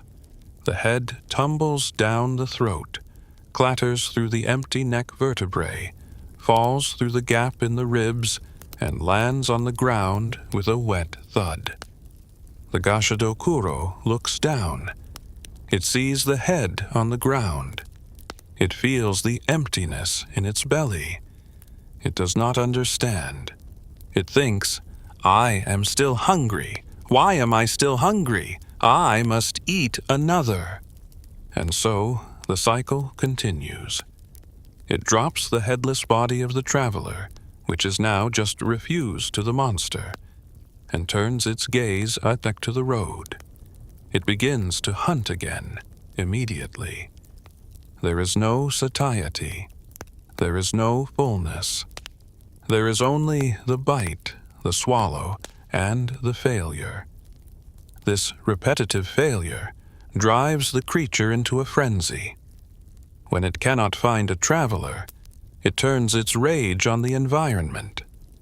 There are stories of Gashadokuro tearing up trees by the roots, smashing small shrines, and crushing the roofs of isolated farmhouses. It is throwing a tantrum on a geological scale. But the Gashadokuro is not invincible. Despite its size and its supernatural power, it has weaknesses. It is a creature of the night, bound by the rules of the shadow world. It cannot exist in sunlight. The sun is the ultimate purifier. The rays of Amaterasu burn away the blue connective fire that holds the bones together.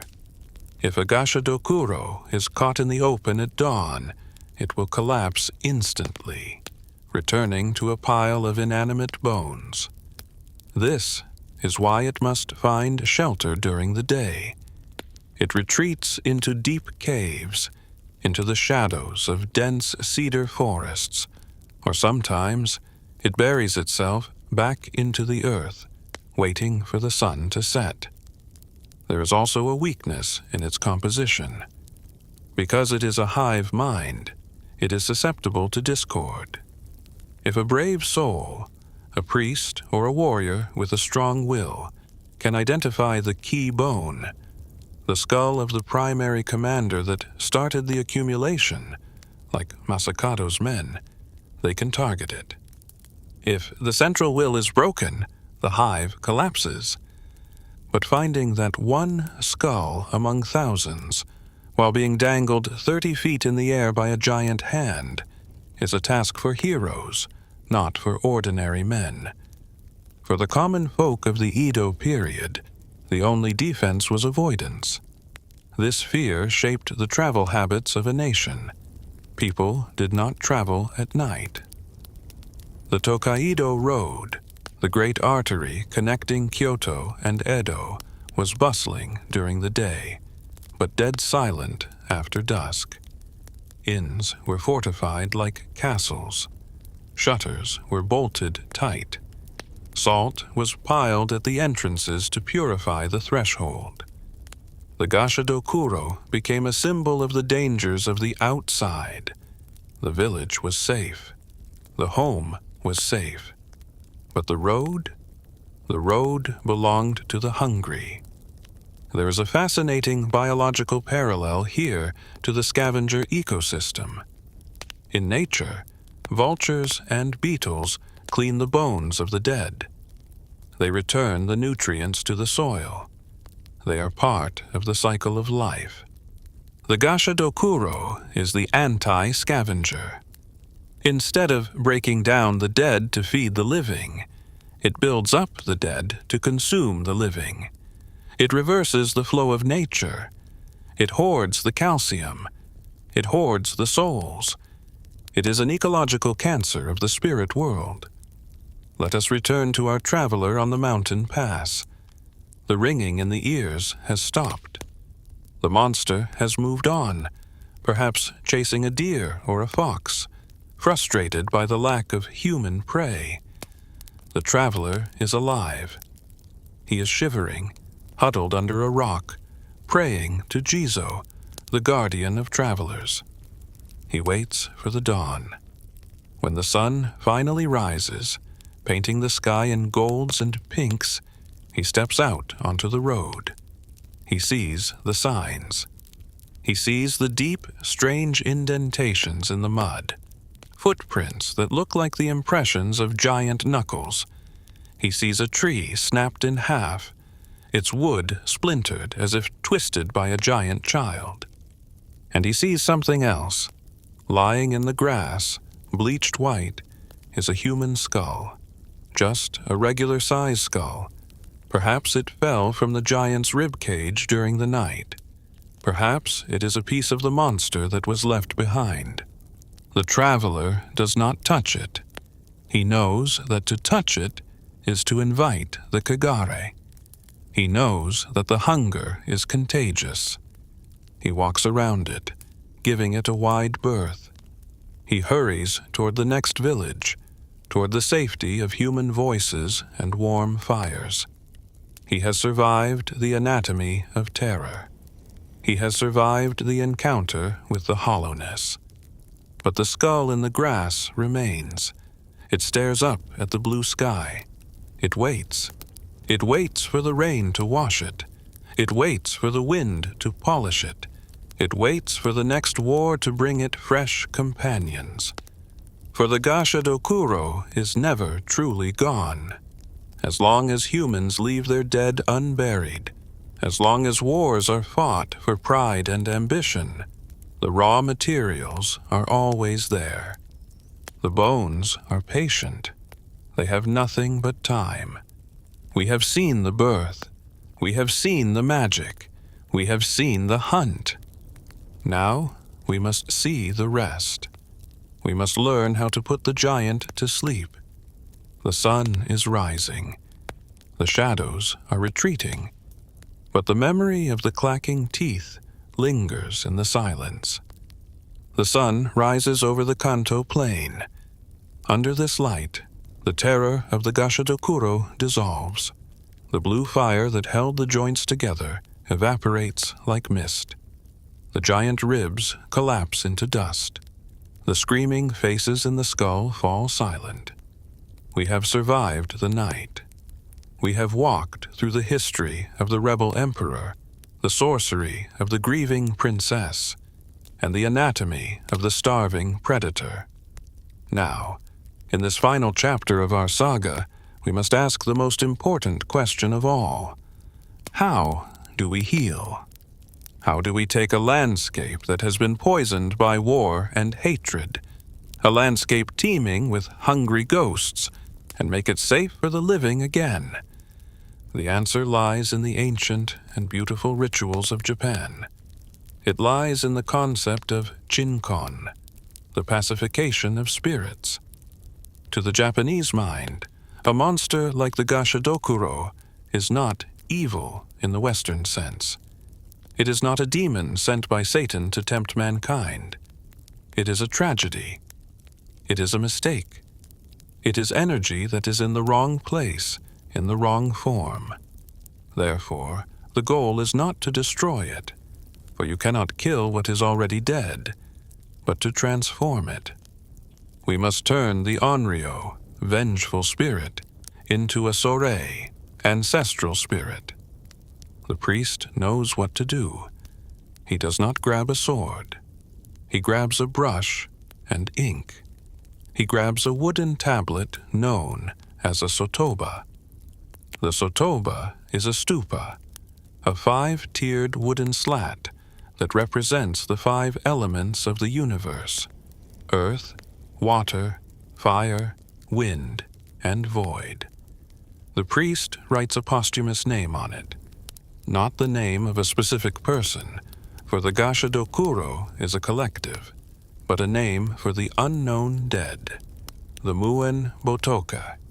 The Muen Botoka are the unrelated spirits, those who have no family to pray for them, no one to wash their gravestones. They are the orphans of the afterlife. The priest takes the sotoba to the edge of the forest, to the place where the ringing was heard. He plants it in the earth. He lights incense, the smoke rising straight up in the still morning air, acting as a ladder for the spirits. He begins to chant the Nembutsu, Namu Amida Butsu. I take refuge in the Amida Buddha. This chant is not a magic spell to banish a monster. It is an invitation.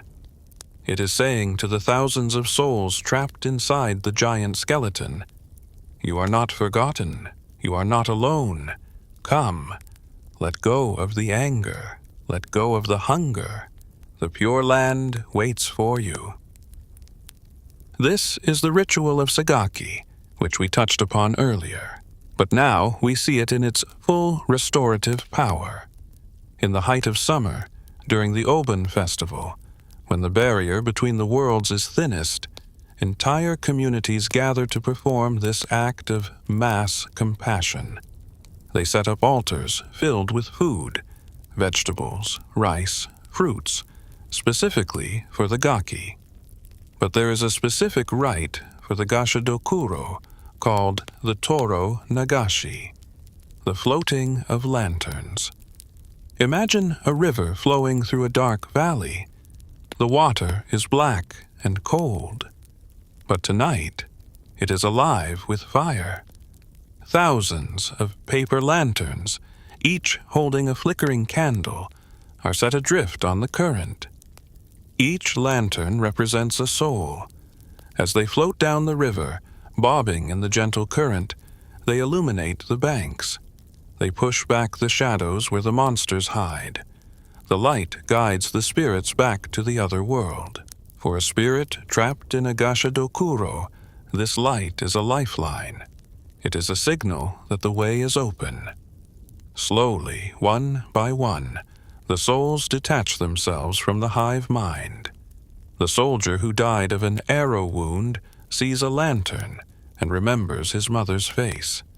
He lets go of the giant rib cage. He floats away. The farmer who died of starvation sees the offerings of rice on the riverbank. He remembers the taste of harvest. He lets go of the giant femur. Piece by piece, the Gashadokuro is dismantled, not by violence, but by memory. The giant skeleton shrinks. It loses its cohesion, until finally there is nothing left but a pile of old bones in the grass and a river full of light. This is the victory of culture over chaos. But the Gashadokuro does not just exist in the past. It has a powerful legacy in the present.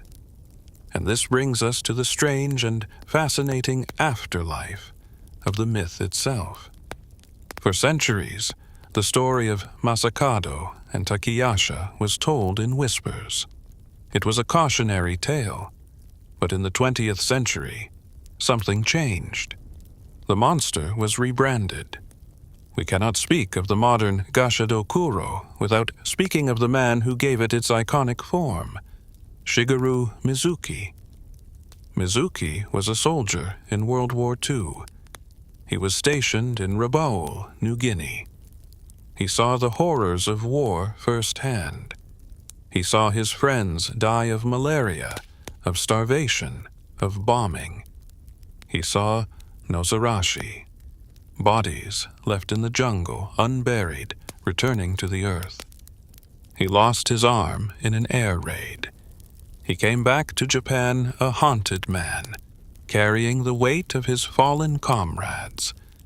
When he became a manga artist, creating the seminal series Gagega no Kitaro, he drew upon the encyclopedias of folklore. He saw Kuniyoshi's print of the skeleton specter. But Mizuki did something profound. He stripped away the princess. He stripped away the samurai Mitsukuni. He took the skeleton out of the palace and placed it in the open field. He gave it the name Gashadokuro. Before him, it was mostly known as Odokuro. He coined the onomatopoeic name, Gasha for the rattling sound, Dokuro for the skull. He drew it wandering the countryside, looking for soldiers, looking for the lost. In Mizuki's vision, the Gashadokuro became a symbol of the war dead. It became a way for post-war Japan to process the trauma of the Pacific War, just as the original legend processed the trauma of the Tengyo Rebellion. The monster had evolved again. It was no longer about a 10th century warlord. It was about the universal soldier. It was about the boy from Osaka who died on a faraway island and never came home. This resonance is why the Gashadokuro appears so frequently in modern pop culture. You see it in video games like Nioh, where it is a boss battle of immense difficulty. You see it in Castlevania, a towering enemy made of bone. You see it in Naruto, as the manifestation of Susanoo. Why do we keep bringing it back? Why do game designers and storytellers love this specific monster? It is not just because it looks cool, though a giant skeleton is undeniably a powerful image. It is because it represents an unbeatable past. In these stories, the Gashadokuro is often a barrier. It blocks the path. It is a level boss that you must overcome to move forward. This is a perfect metaphor for history. We cannot move into the future until we confront the giant bones of the past. We must acknowledge them, fight them, or appease them. But there is a danger in this pop culture fame. As the Gashadokuro becomes a toy, a pixelated enemy, or a Halloween costume, we risk forgetting its origin. We risk forgetting the Gaki. We risk forgetting the hunger. When we see the giant skeleton on a screen, we should remember the smell of the battlefield.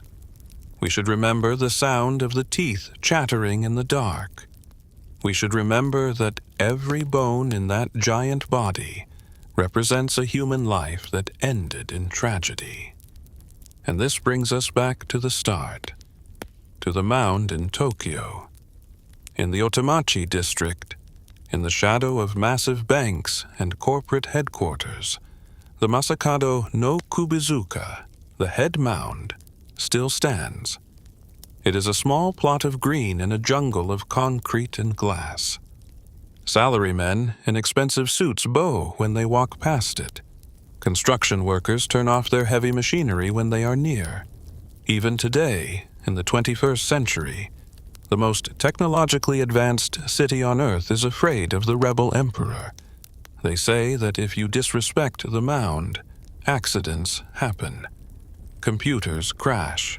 Deals fail. People fall ill. Is it magic? Or is it respect? Perhaps it is the collective memory of a nation, reminding itself that there are things older than money and deeper than concrete. The Gashadokuro is a reminder of our mortality. Memento mori. Remember, you must die. But it is also a memento vivere. Remember, you must live. Because we are the ones with the flesh. We are the ones with the warm blood. We are the ones who can eat a bowl of rice and feel full. We are the ones who can drink water without it turning to fire. The Gashadokuro envies us because we have the one thing it can never have: time. We have the time to make amends. We have the time to bury our dead. We have the time to say, "I love you," before the silence falls. So, the next time you are walking alone at night, and you hear a ringing in your ears, do not panic. Do not run. Stop. Take a breath. Listen to the silence. It might be the monster. It might be the atmospheric pressure. Or it might just be the wind blowing through the dry leaves of autumn. But just to be safe, carry a little salt in your pocket. Say a prayer for the unknown dead, and walk a little faster toward the light of home. Because the night is long, and the bones are always listening. Thank you for journeying with me through this complete saga of the Gashadokuro. We have traveled 1,000 years, from the blood-soaked fields of the Heian period to the glowing screens of the modern world. We have looked into the abyss of the hungry ghosts and found, at the bottom, a reflection of our own humanity. If you found peace in this exploration of the shadows, if you enjoyed the rattling of the bones and the whispers of history, please leave a like and subscribe to Hearths of Myths. I have many more stories to tell, stories of gods and monsters, of heroes and spirits, waiting in the dust of the archives. Until next time, keep your hearth warm, keep your ancestors close, and may your hunger always be satisfied. Sleep well.